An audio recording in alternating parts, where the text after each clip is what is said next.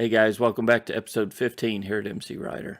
This week we're going to continue our cornering series, and if you're new to the series, start back at episode 13. Start watching that series from there, and that will lay the groundwork for what we're going to cover today. So here's some video I shot a few years ago at the MotoGP races in Austin, Texas.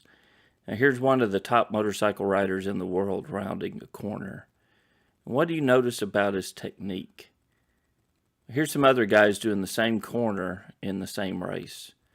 So if the best riders in the world are doing this, we probably should be able to learn something from their technique as well. Notice every rider is entering the curve, but they're looking through the turn or where they want the motorcycle to go. They're not looking directly in front of the motorcycles, but they're looking through the turn. If the best riders in the world practice good head and eye placement, maybe us mere mortals should do so as well.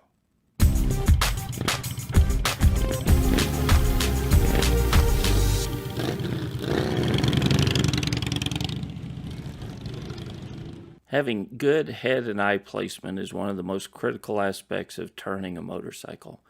So here's a saying that you should commit to memory. You should always look where you want the motorcycle to go and know that your motorcycle will go where you look. Honestly, this was one of the hardest things for me to learn as I started learning to ride correctly a few years ago. It just did not seem natural for the motorcycle to be pointed in one direction, and yet my head and eyes were looking through the turn and not in the direction that the motorcycle was pointed. But as I began to force myself to turn my head through the corners, in fact, what I focused on wearing a full face helmet was actually getting my chin bar as close as I could to my shoulder through the corners. But as I started to do that, I noticed how much smoother my cornering became. And after a while, it became to the point where it didn't feel natural not to do that. So I had retrained what felt natural for me going through a corner. So what do we mean by looking through the turn? Well, as I approach the corner, I scan ahead through the curve, looking for gravel or debris or something in the corner, also assessing the tightness of the corner. But before leaning the bike into the corner, I have my head and eyes turned fully towards where I want the motorcycle to end up or where I want it to go. Once I've assessed that the corner is clear of debris and what its radius is, I know what I want my entry speed to be. So I slow with both brakes to my entry speed, and then I look through the corner to where I want the motorcycle to end up, using my peripheral vision to assure that I'm on the expected path of travel. So what a lot of riders will do when they're trying to learn this technique is they'll look through the corner, but they'll do so more with their eyes. So they'll get a little bit of head turn, and then they'll really turn their eyes thinking that they're looking through the corner. But what I want you to get in the habit of is getting that head on a swivel. So you're looking through the corner.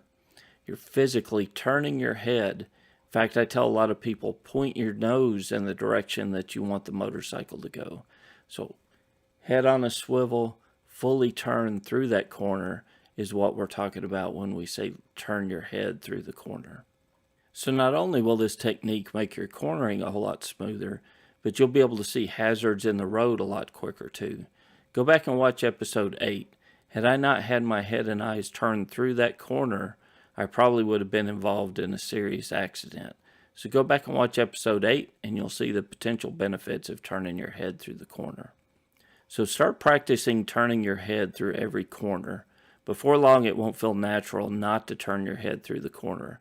And you'll be surprised at the benefits you'll get back from that by much smoother cornering and being able to see hazards in the road a whole lot sooner and being able to adjust on them where otherwise you would have ridden right into it. So come back next week. We're going to talk about pressing on the hand grip or counter steering to get the motorcycle to go where you want it to go.